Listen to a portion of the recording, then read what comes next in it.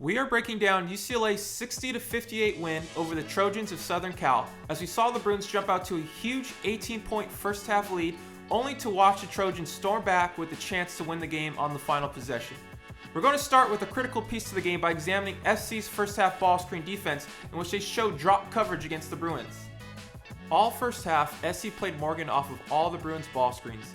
This coverage is otherwise known as drop ball screen coverage. In drop coverage, there is no hedge or show, as the big is sagging behind the point of the screen. This allowed the Bruins to run their ball screen motion offense without much resistance from the SC defense in the first half.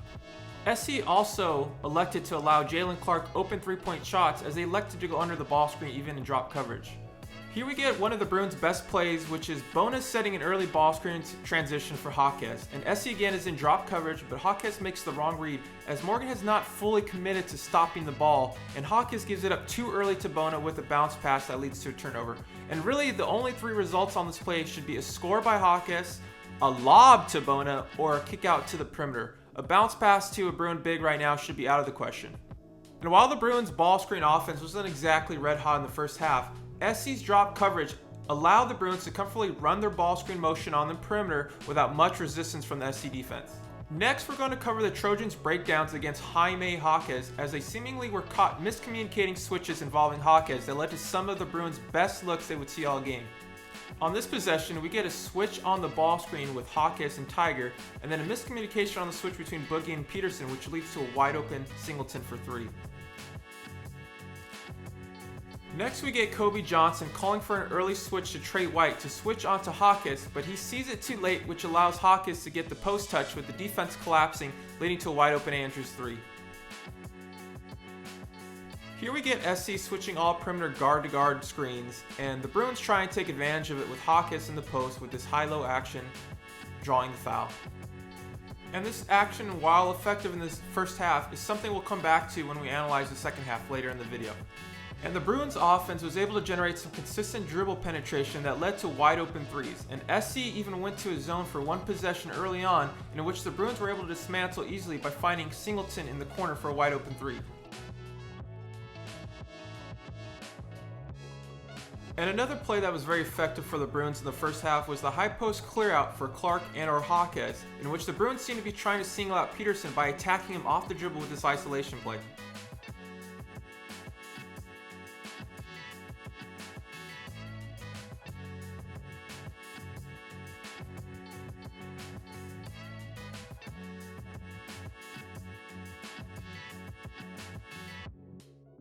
And the Bruin defense in the first half was pretty darn good, with Mick Cronin electing to give Jalen Clark the defensive assignment of guarding Peterson, in which for the most part he did a tremendous job on keeping him out of the paint and often forcing him into tough contested shots.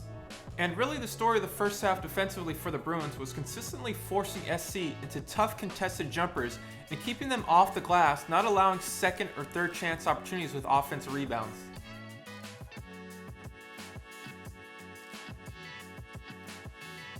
The Bruins did have a few miscues that led to baskets, such as this late switch by Clark to Hawkes that allows Peterson to turn the corner for the score, and again another miscommunication on a switch between Hawkes and Clark that leads to one of the few SC makes from three.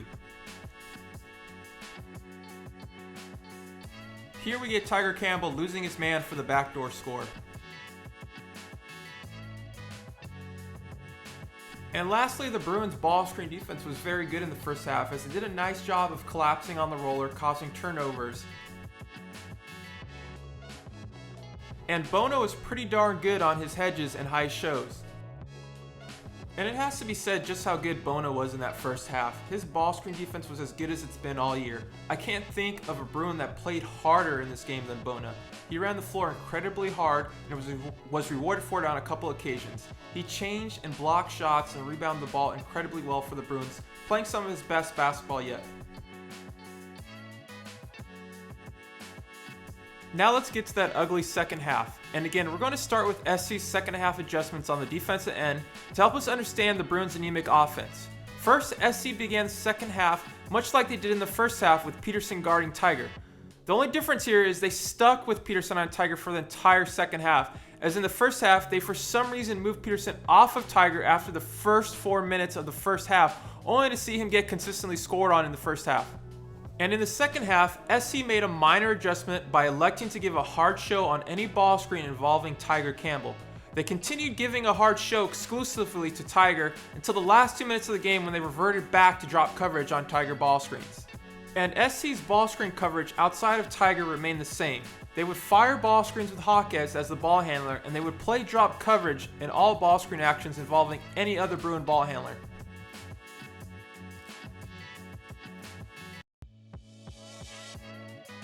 And the Trojans did not have any respect for Jalen Clark's outside shooting, as they elected to go under the ball screen while in drop coverage, daring him to shoot.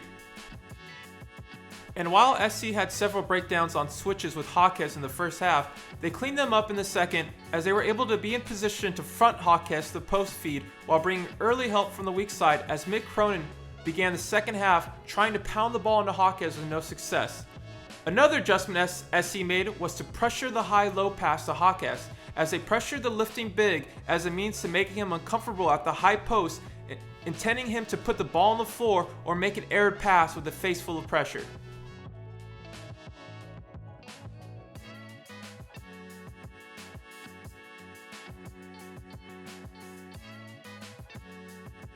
And the Bruins were completely out of rhythm in the half court, as seemingly everyone went cold as Jalen Clark struggled to finish around the basket. Tiger continued to overpenetrate and get challenged at the rim or take tough shots. And Hawkes' outside shooting was very good even in the second half, but he struggled to finish at the rim. And Singleton really struggled as well offensively and became more tentative as the half went on, as he wouldn't even look to attack off any ball screen set for him. And the Bruins failed to move the ball from one side to the other, often neglecting to make the extra pass for a higher percentage shot and or greater advantage against the defense. And what also hurt the Bruins offense in the second half was their decision to scrap any kind of transition offense. There was no early offense or breaks ran in the second half. There was no early trail ball screen and transition by Bona or constant rim running by the Bruins bigs to get easy buckets. There wasn't any push to catch the SC defense off balance by attacking with drives. The Bruins completely went ball control, and part of that could have been attributed to their lack of energy on the defensive end in the second half. So let's now take a look at some of the Bruins' defensive breakdowns, starting with UCLA getting beat by John Wooden's famous UCLA back screen play. Here, Bona is supposed to chuck, otherwise known as bump the cutter. His job is to change the path of the cutter receiving the back screen, giving time for Andrews to recover and get back to his man in time. Instead, he completely misses the chuck and SC gets a layup. Here we get the same play with Bona adjusting by completely sagging off the back screen, which would be the correct coverage if the guy setting the back screen was a non-shooter, which is rarely the case at this level, and Hornery shot 38% last year and is shooting 30% this year, and he gets too much space and knocks it down. On this possession, Clark gets clipped and is slow to get back in front of his man, forcing Bona to stay on the ball longer, allowing the SC big to roll while Singleton is late to tag. This causes the Bruins to be off balance, allowing SC to snag the loose ball and then turn it in for a layup. And it was the Bruins defense giving up second chance points, switching when they didn't need to, and picking up early fouls that led to Bona and Tiger having to sit early into the second half, which led to the Trojan run.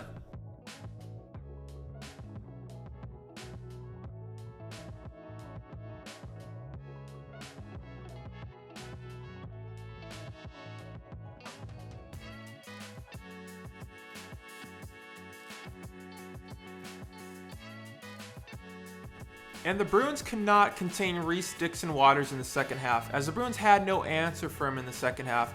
If he wasn't beating a Bruin off the dribble for a score, he was creating baskets for his teammates with drop-offs around the rim and or getting offensive putbacks for scores.